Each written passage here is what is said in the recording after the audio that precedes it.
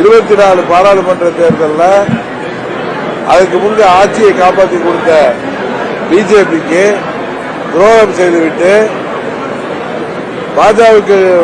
பாஜகவுக்கு முக்கியமான தேர்தல் பாராளுமன்ற தேர்தல். மோடி அவர்கள் பிரதமராக வேண்டும் என்று அவர்கள் எல்லாம் இந்தியா முழுவதும் போராடி கொண்டிருக்கிற போது அவர்களால் பல பலன்களை அடைந்த கட்சியை காப்பாற்றிக் கொண்ட பழனிசாமி அவர் வாயிலே சொல்றாரு, நான் நன்றியோட இருப்பேன். நன்றினா கிலோ எவ்வளவுன்னு கேட்கிற பழனிசாமி, அவர்களுக்கு நன்றியா இருப்பேன் என்று கதை விடுகிற பழனிசாமி, ஒருவேளை விஜய் இவரோட கூட்டணி வந்தா பாஜக கூட்டணி நீடிப்பாரா? 24 பாராளுமன்ற தேர்தலில் பாஜக விட்டு எதுக்கு வெளியேறினாரு? வெளியேறி என்னென்ன பேசினாரு? பாஜக ஆட்சி வந்தால் நாட்டுக்கு கெடுதல் பேசினாரு. பாஜக ஆட்சி அமைக்கவே முடியாதுன்னு பேசினாரு.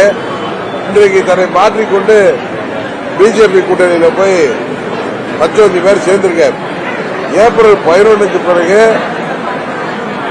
பழனிசாமி தலைமையில அங்க போய் சேர்ந்த பிறகு அந்த கூட்டணியே இன்றைக்கு இளைஞருக்கு போயிருக்கு.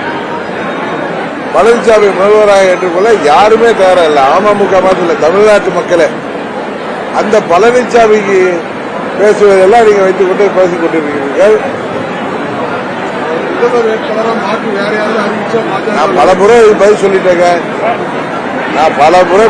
இன்னைக்கு சப்ஜெக்ட சில பேர் ஊடகங்களில் பேசுகிறதாக சொன்னார்கள். எப்படி கிமு கிபி மாதிரி கரூருக்கு முன்னு கரூருக்கு பின்னா. கரூருக்கு முன்ன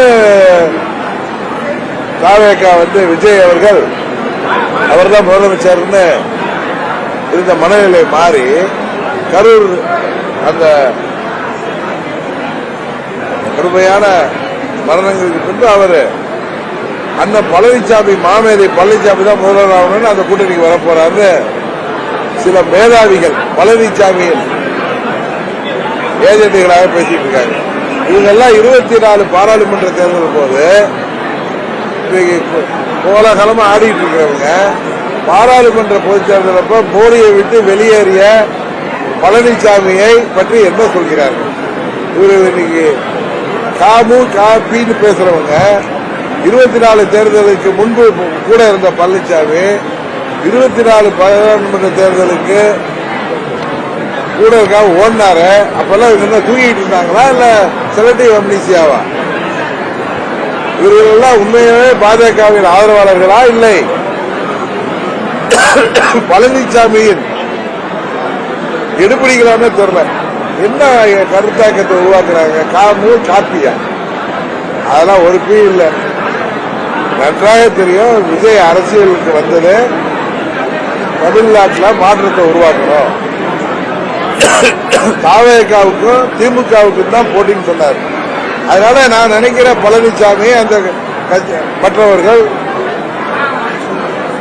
விஜயோட தலைமை என்று அந்த கூட்டணிக்கு செல்கின்ற அளவிற்கு தான் இன்றைக்கு எடப்பாடி திமுக இடிஎம்கே பலவீனமாகி கொண்டிருக்கிறது தான் இதை காணும்.